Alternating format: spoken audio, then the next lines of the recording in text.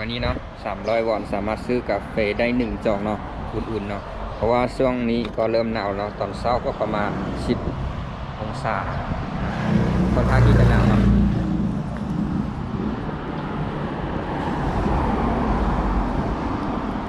เดี๋ยวเราจะข้ามทางไปท่ารถเมล์อยู่ฝั่งนั้นเนาะ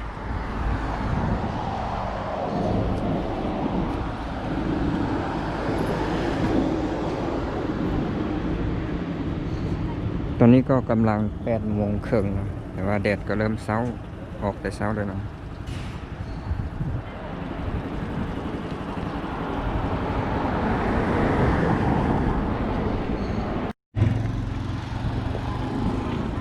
สำหรับวันอาทิตย์จะบ่ค่อยมีคนหลายเนาะเพราะว่าคนจะเข้าโบสถ์คนเดินทางจะบ่ค่อยหลายเนาะ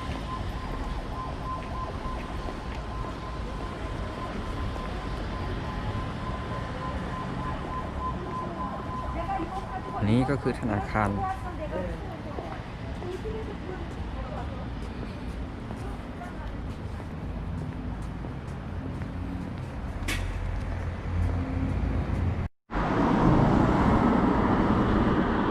ส่วนอยู่นี้ก็เป็นป้ายรถเมล์แล้วเขาจะยืนอยู่นี่ท่ารถเมล์นะ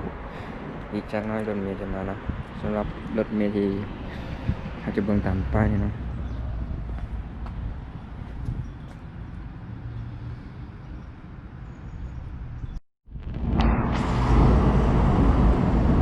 นี่นะรถเมล์มาแล้วนะเขาจะไปแล้ว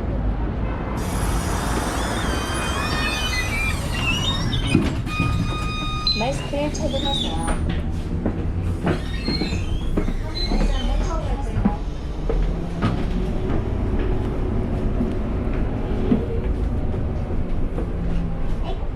นี่นะในรถเมล์เขาจะเลือกนั่งสุดท้ายเนาะเพื่อจะบ่มีคนผ่านไปผ่านมาตัวหน้าเราเนาะแล้วเราจะสามารถถ่ายรูปให้พี่น้องได้ดูเนาะสำหรับวันอาทิตย์จะบ่ค่อยมีคนหลายเลยแต่ว่าถ้าวันอื่นๆจะค่อนข้างจะเต็มเนาะรถเมล์สายนี้เนาะ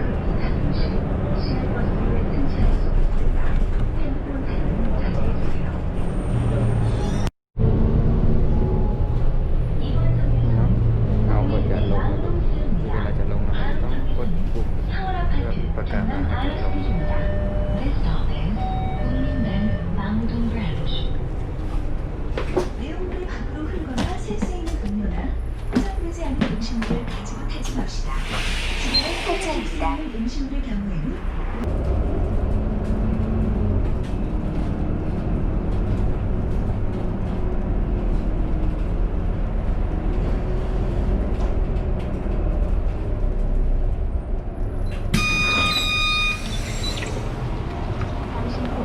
버스는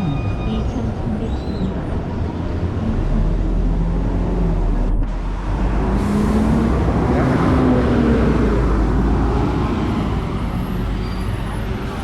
ตัวหอดเลยเนาะ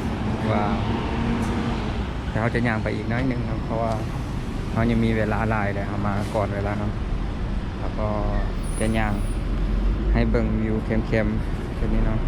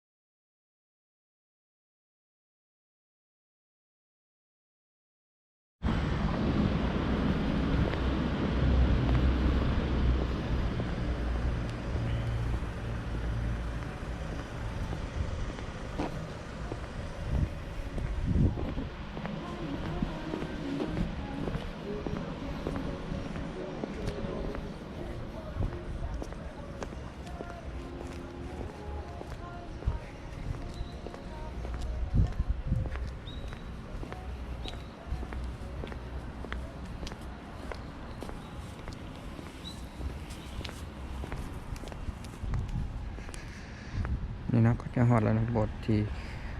ข้าพเจ้าอยู่เนาะนี่นะซึ่งจะเป็นโบสถ์นี้นะโบสถ์นี้นะ